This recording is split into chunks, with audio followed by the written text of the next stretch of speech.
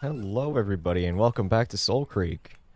It's spring now, so my allergies are already starting to act up. Hopefully, that doesn't really cause an issue here. I guess we'll find out. When we arrive, I'm pleasantly surprised to see Nitro outside. He's sat in a delicate lotus position, legs folded and hands on his knees. Even as we approach him, his eyes remain shut. Stay. I will find Aeon. He will inspect my wounds. Want me to come? No. Remain outside. I wish to speak to Aeon alone. Remain close to Nitro. I can never predict what's going on in that head of his. Sure. I'll be right here. Loken smiles, then calmly strolls past Nitro and into Aeon's hut. Meanwhile, I hobble over to Nitro and whisper softly at him. Nitro? One moment. His shoulders rise and fall like ocean tides, before his faded eyes steadily flicker open. You're back. Just about. The shadowy black runner rises up to his feet, cracking his neck. His eyes flick in my direction, but don't quite lock onto me. Back as you were? Not exactly. Tell me. I learned things. Ah, yes, things. Nothing empties the bowels faster than the horror of things. I smirk. You know what I mean. I do. The Black Zones are a nest of things, and each is always worse than the last. If you'd be willing, I'd like to know what you discovered. Of course. There's a lot to process. I'll tell you everything. Good. This afternoon? Or tomorrow, if you need time. No, today. I don't want to wait. He nods, then stoops down and plucks a wooden walking cane from the ground. You're really not deterred? From what? The path. If anything, more eager to keep going than ever. There's more of your past you need to find? No. No? Forget my past. It doesn't matter. This is about helping the clans now. Nitro's face falls. You were eager to learn before. Whoever Alex once was, I don't want anything to do with them. There's no going back anyway. Ignorance won't protect you. Tell that to the clans. You don't want to be like them. Face it, Alex, or become it. Anyway, it's good that you're up and about. 2 days we waited. Loken insisted on watching you by himself, but we took shifts standing outside his home just in case. Don't tell him I told you that. I shrink in gratitude and humility. Thank you, Nitro, for everything. Wait, did Kais have a shift standing outside too? It was his idea to begin with. Huh. What's that tiger playing at? You know, you were gibbering total nonsense the whole time. Sorry, I couldn't stop. I couldn't tell much of a difference, quite honestly. Still the same furless, blabbering rodent. Jerk. Thanks for coming with us. You didn't have to. It's been nice to visit the Draconi clan again. You've been here before? A long time ago. A member of the clan requested me personally. Someone had gone missing in the Black Zone. They asked for me to find them. And did you? He falters sadly. Yes. Still, Giovanni has been kind. She's used the old knowledge with great cunning. The showers, the schools, the heaters, the freezers. I'm impressed. I imagine it takes a lot to impress you. What, is my head stuck so far up my own ass? You know what I mean. You're the wisest black runner in Alayla. I'm not. Then who is? Nitro shrugs. Someone I hope to never meet. Anyway, for Giovanni's excellence, the Draconi clan has one catastrophic shortcoming. Oh yeah? No tea. I roll my eyes with a smirk. You know how to boil water, right? Without a proper teacup? What am I, a savage? Careful, you're disappearing up your own ass again. Good, maybe there's tea up there. Anyway, Aeon has kindly agreed to let me stay with him. He's a good man, very talented. He fumbles carefully over to Aeon's half-constructed vehicle with his cane, tapping the bonnet and whistling. Having wit is a privilege, but the knowledge of the auto monks, it speaks for itself. I frown, watching him move. Yesterday, I'd never even guessed he was blind. Today, though, it's very evident. Nice stick. Stick? Yeah, your stick. Ah, yes. Fashionable, don't you think? I tap my spear. I got one too, still limping after yesterday. But you'll recover. This is just me. I need this to move around. Didn't they say it was 2 days? So it's not yesterday, it's 2 days ago. Whatever. You didn't yesterday. Are things different now we're further out of the black zone? Yes, my wit is my vision. I see through the memories of the Zephyr. Out here, though, there are none. And I'm not familiar with the layout of this place. Loken and I could find the nearest border for you if you'd prefer to stay there. Nitro chuckles, shaking his head. It's fine. My nose is just as sharp. Besides, if I need to dive back in to clear my head, I'll make myself available to the Draconi as a black runner. Yesterday, I even went on a salvage run for Aeon. Managed to find the parts for his vehicle. Ah, you beat me to it. You mean a blind man beat you to it? Step up your game, new blood. He grins mischievously. Can I ask for your advice on something? Mint is the best flavor. This isn't about tea. You continue to disappoint me, human. Come on. A serious question. I'm to take an acolyte of my own. I suppose you have the knowledge, and I've seen you in action. It's impressive. So, Loken's right. I'm ready? I think there are things you should learn by yourself. No disrespect to Loken, but he rarely travels. There are aspects of Alayla I doubt he can properly prepare you for. Like what? Nitro whistles thoughtfully. Take some advice from an old dog like me. Ever heard of the Ashlanders? No. What are they? Gangs who have carved a permanent home in the Black Zones. Dozens of them move around Alayla and beyond. Oh, yeah, Taki mentioned something about that. Loken and I even ran into some sugar cooks near Rhinestone. It goes far deeper than just that. The Black Zones are a dangerous but lucrative... Oh. The Black Zones are lawless, a dangerous but lucrative fact. Ashlander gangs are as varied as they are lethal. A warlord sits at the head of each. They spend as much time fighting each other as they do interfering with clan affairs. Interfering how? Raiding, assassination, infiltration, salvage smuggling, food hoarding, dawn sugar production, you name it, they do it. Some Ashlander gangs are hundreds strong. Many think they're the true rulers of Alayla, pulling the strings from beneath the Black Ocean. Are they? No. The chieftains like Caius or Dravonia make them seem like puppies at play. Still, there's a thriving web of brutal politics out there. Take my advice. Get familiar with the Ashlanders. Meet their warlords, make contacts, earn favors. Aren't they dangerous? Depends on the warlord. They're hopelessly unpredictable, but often reasonable to black runners. We're neutral, and they need us. You might need them, too.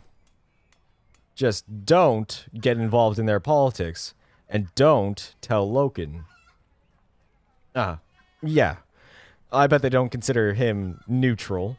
He's pretty loyal to Dravonia. Precisely. If you're an Ashlander, you're his enemy. That's that. There's a hefty bounty on the Whisperer's head. How do Ashlanders even survive out there? Groups that big, the Blackstones would just swallow them. It's a dangerous life. You live on the edge. Makes you reckless. Some people prefer that. They've got their own ways of surviving. He grumbles doubtfully. That's not what you really believe, is it? No, I believe the Black Zones tolerate them. Maybe they think of Ashlanders as endearing pets. But in the end, they grow bored of watching their toys squabble. I was hired by a gang once, the Fangs. Some of their people had gone missing, but I found them. It's all an illusion, Alex. Overnight, an Ashlander empire can just disappear. They all come to see their hubris right before the end. Nobody is above the negative ones. Nobody is above the Black Zones. Aeon suddenly bursts from his hut with Loken on his heel. He shuffles urgently over to me. Boy! Boy! He grabs my hand with a look of alarm and tugs me closer to him. You're okay? Boy, you're okay! Easy, Aeon. Gods, Alex! You gave us a scare! What in the world happened to you? It's complicated. He peers closely at my face. Aeon, please. I'm all right now. Don't you give me that! No! You're not all right! Far from it, I'll say. You're lucky you didn't lose that eye you are. He shakes his head, stepping back to regard both Loken and I. To the healers, both of you. Loken snarls. No! None of that, Hound. I'll be checking in to make sure you've been. I do not need to see. No. Don't you dare! Go! And take Alex with you. There's something heartwarming about seeing Aeon act like a bossy father to Loken. It's nice to see the genuine care they have for each other. Loken, Alex has agreed for us to meet this afternoon to discuss what happened. Loken frowns at me. You are certain of this? Yeah. I think talking it all through might help, actually. Okay. We will discuss the things you have learned. I will inform... You sullen sods aren't planning on leaving me out of this little chin wag, are you? You're not a black runner, Aeon. Bollocks to that boy. Bollocks! I've been studying the old knowledge since before you were sucking tits for milk, I was. He brandishes the Exotech tablet in front of us all. If I'll be studying this, I'll need all the facts, I will. So, when's this convent of black runners I'll be attending? Loken and Nitro exchange worrying looks. Aeon, I'm not sure. Aeon should be there. I want to hear it. I want him to hear it. All of it. Ah, you see? Alex knows he does. He does. So, when? Your experience with the old knowledge would be useful. Few can boast an upbringing with the Auto Monks. I believe I am agreeing. If we are to determine the nature of this exotech, we may require Aeon's assistance. Exotech? Alex has called them a Zephyr Corporation. He believes they practice the old knowledge. They were owning the building I found him within. They were a human corporation. Not just Zephyr, human. How do you know that? I reach for the tablet in Aeon's hand. He passes it over and I spin it around to show them the faded logo on the back. For tomorrow, for you. See that? I don't see anything. That joke never gets old to you. It's never not funny. Well, the words are written in my language, not Alalian. Your language? Alalian was the dominant language by a big margin, but this was spoken by humans. Why the need for two languages at all? Because human mouths are different from muzzles. They needed a language for each. Oh? You're speaking Alalian just fine, you are. And you could speak my language too. It'd just be difficult. This is true. I have spoken these humans' words to Alex. They are uncomfortable. This Exotech clan was only human? It did not include bipeds? I mean, it probably did. I doubt they'd discriminate. Maybe the company's founder was a human, or the executives were. Hard to say. Executives? These are the chieftains. I suspect the Zephyr Corporation was a very different entity to a clan. Interesting. Interesting. There seems to be some kind of link between them. Me and a human named Wyatt. He owned that computer we found. Aeon snatches Wyatt's tablet back again. Perhaps there's a clue. I'll need to look inside, I will. I'll stay with Aeon to give him any support he needs examining this device. You two need to see to your injuries. Come. Come find us when you're ready. Man, I'm struggling. Loken whines anxiously. I stroke his arm. It'll be alright, Loken. Let's go. Limping alongside the petulant hound, I give Aeon and Nitro a nod of farewell as we head back to the village square. We wind through the labyrinth of cobblestone corners and wooden arches. I avoid prying eyes of the Draconi on my broken self. I keep twisting my head to avoid displaying my slashed face. Though I know hiding it is futile, really. Loken is as overprotective as I expected. Though he gives me space, he openly bares his teeth at anyone who dares approach us. Several times I almost bump into him as he blocks my path and obscures the sight of me to an onlooking member of the Draconi. Poor guy. It really feels like we're right back to where we were not long after we met. More concerning are his pained grunts and stiff posture. It's clear that he's in a lot of discomfort. You alright? Hmm? You're anxious and hurt. No, I am fine. Shh, come on, Loken. Neither of us are fine. Perhaps. But there will be healing. He steps behind me, both massive paws settling on my shoulders. He lowers his muzzle down and grinds it into my uncut cheek. Good human. I reach up and pet his ears. His tail starts wagging madly. Good hound. Grr. But as I'm enjoying his company, I hesitate and step away. Oh, wait, we shouldn't do this here. Won't people judge us? Loken shrinks, flustered. I am sorry. You are right. It is disrespectful. Oh, I don't mind.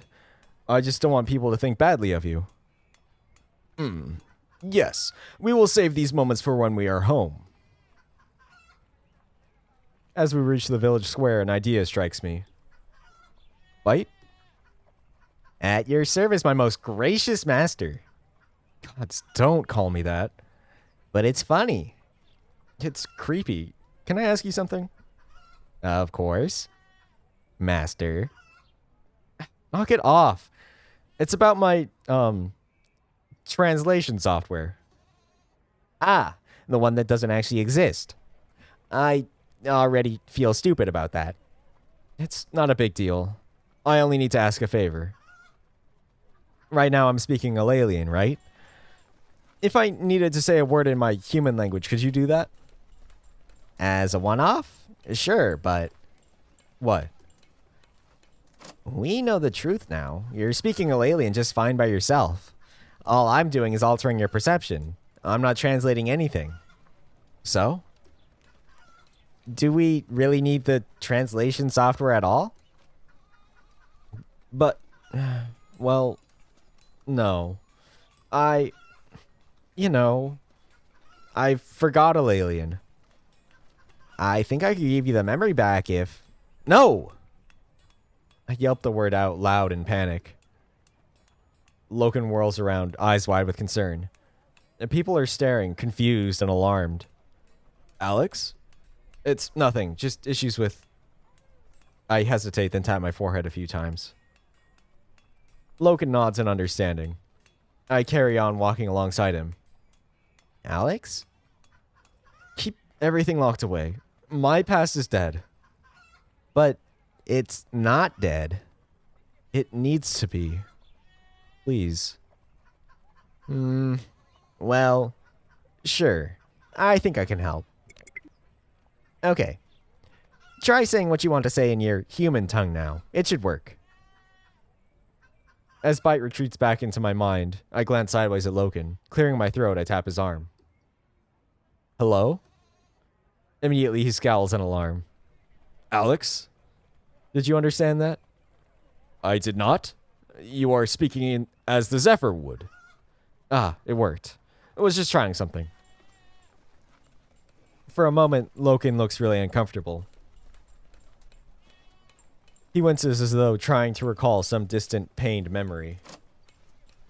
You okay? Alex. Yes? Hello. He beams proudly at his effort. I snort with laughter. You are... That was adorable. I am enjoying these new words. They are good. Loken snatches me around the waist and tugs me sideways into his embrace. Hey, easy. Hello, good human. He tenderly licks my ear. I am the first biped to speak this human language for many centuries. Another achievement for the Whisperer. I reach up to ruffle his silken fur around his ears. He groans and pushes his head gingerly into my hands. The warmth of his affection is more intense now, a cradle against the fog of horror in my head. Devil's Crag brought us closer. The pain, but also the journey. I think back to the campsite, where we bonded by the fire. Things feel different after that. I feel safer with him. But then I notice a pair of tribeswomen staring from the opposite pathway. I quickly step away from Loken, cutting off the moment. People are watching. Loken notices the onlookers before they shuffle away, muttering something about insolence under their breath. He shrinks, embarrassed. We are being disrespectful. The indulgence has ended. So what?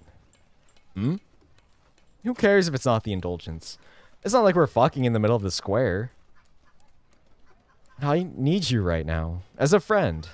Being close to you keeps it all at bay. I am knowing this, but the Draconi do not. It is not proper. Does that really bother you after everything else? He whines. All right, sorry. We'll keep it subtle. I look away, feeling put out. I just needed his comfort. Forcing a change in the mood, I chuckle. Still can't quite get my head around it. Dating is out. Ceremonial orgies are in. Dating? Yeah, going on a date. He stares vacantly. Like, doing something to get to know each other? Mating? No, before that. Well, sometimes. Not always. People mate before they date. Or after. It depends. I am confused. I just snicker. You are mocking me. Just Zephyr stuff. We did things differently. But the indulgence is the way now. No relationships. I get it. This relationship is a Zephyr mating bond? It's caring for someone deeply. Like, when they're important to you. There's a pause. Our eyes meet. He opens his mouth to speak, but nothing comes out. Hey, Loken, are you... What the duck-loving fuck happened to you? The verbose juvenile blindsides me, cramming himself as close to my face as he can. Gods, will you? Calm down. I'm fine. Fine. Half your face is missing. Rolling my eyes, gently place a hand on Milo's shoulder and push him back down. You should see the other guy. What other guy? Wait. The boy steps closer again, staring at my wounded face with raptured interest. Did a demon do that? Shh. Don't tell anyone. So it did? Yes, but... A demon actually fucked up your face? That's awesome. I clasp my hand over his mouth to shut him up. Rule number 1 of being a Black Runner. Don't blab about it. The clans aren't ready. I slowly release him. He steps away, blushing sheepishly. Oh, that's a rule? Sorry. It's fine. Just be mindful. I'm pretty sure the Windchill clan heard you yelling just then. So you're okay, right? You're not going to transform into a demon? No, And you've not been infected by demon pus? I heard if they scratch you, your nipples turn into eyes and you grow an extra face. I wish my imagination was as vivid as his. I think back to Loken's task. I'm not sure I'm ready to train someone else, let alone someone as rambunctious as Milo. But Loken's right. Milo is ready to be trained. If I don't start giving him answers, he'll go looking for them himself. In the wrong places. He already tried once. Plus, I'm the one that discovered him. I feel invested. Hey, you got any plans today, shithead? Me? No, nothing. Want to teach me Black Runner stuff? Please say yes. No. Loken steps over. He glares down at Milo. You have classes today. You will attend these first. Why? These are our chief's expectations. And? Milo. Whoa, easy, Loken. It's fine. He'll go to class. Won't you, Milo? But... Won't you? The boy gawps at me. I narrow my eyes, meeting his defiance head on. Fine. When does school end? In the afternoon. All right, I'll come find you after. You promise? Promise. Okay, deal. But if I hear one word from your teachers or the caretakers that you've been an asshole, I'm out. Clear? What if they're being assholes to us? I don't like bullies. Well, just don't be too much of a dick about it. I'll try. Go on then. See you later. With a wave, he jogs off. Loken folds his arms, staring after him. Man, he doesn't seem to like authority. I was also like this. Aya taught me much. I have told him he must treat his other teachers with respect. He has ignored this. He just needs patience. Seems like he has a really strong sense of justice. He doesn't like being treated like a kid. You just need to get on his level, you know? You will be a good mentor to this boy. Between Bite and I, we'll probably make him worse than ever. But you will teach him to manage this behavior. He will learn of the four through you. Come, the healers are close. Loken takes a moment to check that nobody's watching, then reaches up to stroke my hair. As he does this, he whines in pain and stiffens, clutching his side. Gods, Loken, you're really hurt. No, I am fine. Come on, we're going. You need some Dawn Lily at the very least. I take him gingerly by the wrist and tug him along. The healer hut is close to the chief's hall. It's a large structure with a bustling herb garden outside. I immediately recognize towering Dawn Lily stalks among those growing.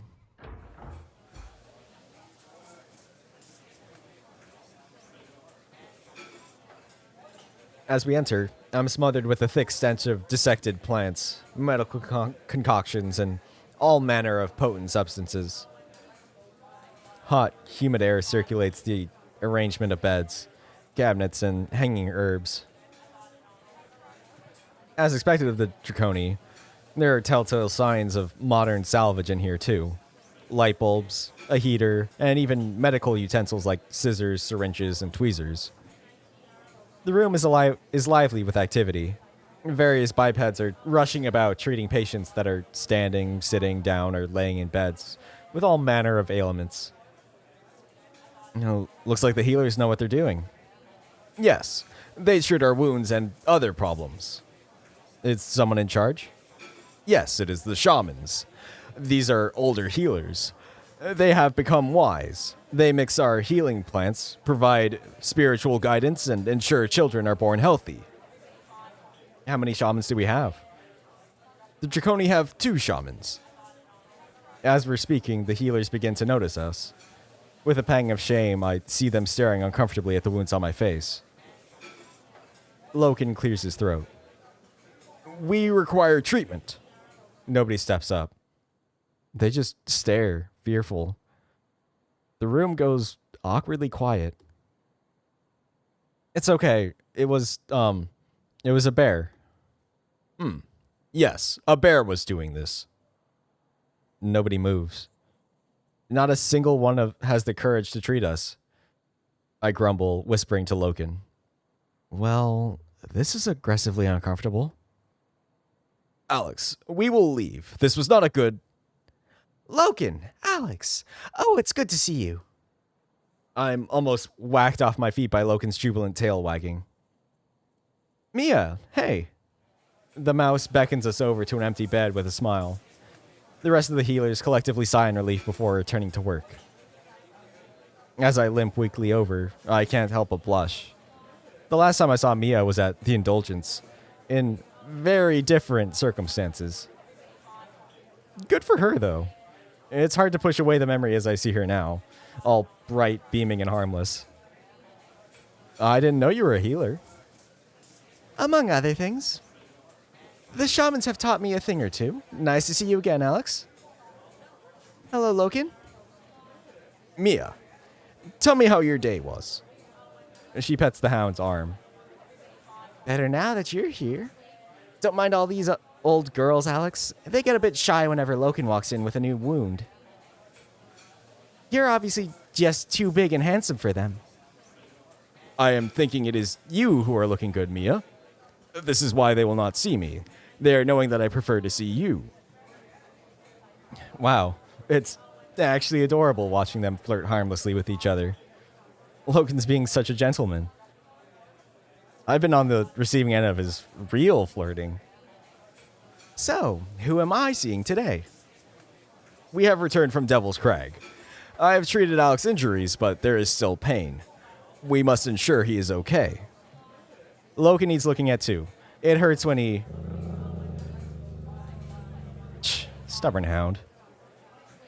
Miya ignores Loken's growls, leaning in closer to me and inspecting my face. Oh, that looks painful. Yeah. It was, bear? She winks, lowering her voice to a whisper. I've treated Loken enough times to know a bear attack when I see one. There's not a hint of fear in her voice. She's far more impressive than I ever gave her credit for. Yeah. This one was a big bear. Put a real number on us. So I see. It's carved you up quite nicely. Hold still a moment. She steps closer. I shyly twist my face to let her inspect the wounds. Her fingers hover by the slashes, but she doesn't touch them. Loken already put a healing salve on. How much pain is there? Not too much, just stings. How long ago did this happen? 2 days, maybe a bit longer.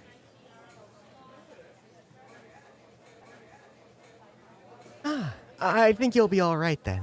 It's clear of infection, but you should keep applying the same salve every morning. She steps back, pointing at my ankle.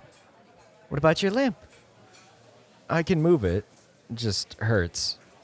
Any swelling? A bit. Honestly, I think it's fine, just a sprain. Well, if it gets worse, we'll take a proper look. Keep your weight off it for a while. You can take Donnelly for the pain if you want. I grimace. Miya just laughs. Oh, don't be like that. It doesn't taste that bad. It tastes like raw sewage. It's your choice. Anyway, I don't think your wounds are too serious. You just need time to heal. You humans are made of sturdy stuff. Yeah, we're fast healers. On the outside, at least. Thanks, Miya. I appreciate it. Loken was right about you. You're a good mouse. Miya pauses thoughtfully, offering me a sweet smile, then turns to Loken. All right, your turn. No. Loken. No. Sorry, Miya. He's been nervous about this all morning. Loken, it's okay. I'm here with you. I go to stroke his arm, but he briskly swipes my hand away. No. You're really hurt, Loken. We need to do this. No. Come on. You promised me, and Aeon. No. Just sit on the bed. No. Stop acting like a puppy. Miya laughs. I'm used to it. It's normally Travonia who orders him to see me. Come on now, Loken. Sit on the bed. Let's have a look at you. No. Loken folds his arms, lip quivering in a threatening snarl. Miya stands up straight and faces up to him. Her gentle, harmless face morphs into a horrifying, baneful scowl. Sit! The other healers pause, jolted from their work by Mia's unbridled wrath. Loken shrinks about a foot in height, tail flat against his back. There's a soft thud as he promptly plants his butt on the bed. Immediately, Mia's face flips back to her smiley, bright self. Good boy. Now hold still. Wow, she's terrifying. Even demons would shit themselves. I think I'm in love. Can we take her into the black zone? Please? The impressively subdued Loken doesn't say a word as the mouse gently inspects his sides and tests his breathing. As I expected, he's in far worse condition than he's let on. You really should have come sooner, Loken. No, I was protecting Alex. Well, you need medicine. I need you to sit tight for a while. I'll ask the shaman to mix a poultice together. It'll take a while. When Loken whines, I grimace at Miya and lower my voice. Any chance we can do this without any injections? She laughs, taking his paw in her hands and patting it softly. No needles. You are certain? Isn't that why you always come to me? Loken's tail starts to wag. You are a good mouse. She blushes, shaking her head and squeezing his paws a little tighter. Ah, Loken. If only we weren't so different. The hound grins happily. I can't help but smile. It comforts me to know someone else out there genuinely cares for Loken. I'll wait with you, Loken. Loken grumbles thoughtfully. He looks over at Miya, then seems to relax. No, you must see our chieftain. This is more important. Are you sure? I thought you wanted to keep me close. Yes, but I am trusting you. The medicine could take a while to mix. I'll take good care of him, Alex. Don't worry. I grimace uncomfortably. Loken was hurt. He's anxious. He needs company. I should stay. Look after... Alex, our chieftain will protect you. But you need protecting as well. You are funny. What's funny? It is now you being the guard human. I scowl, folding my arms indignantly. No, just worried. I want to look after you. Miya is good. She will do this. Loken's right, Alex. Travonia needs to know that you're okay. I hesitate. All right. Guess I could check in with Milo afterwards. Meet you back at Aeon's hut? Okay. Go on, Alex. I've got him. With a final affirmative nod from Loken, I give both of them a farewell smile before taking my spear back and limping carefully away.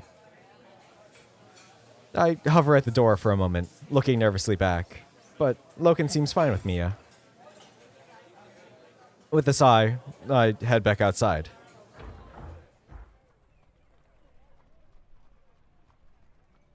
I think that's probably a good place to end it for this one. So as always, thank you all for watching, and I hope to see you next time. Have a wonderful day or night or whatever time it is for you. Bye.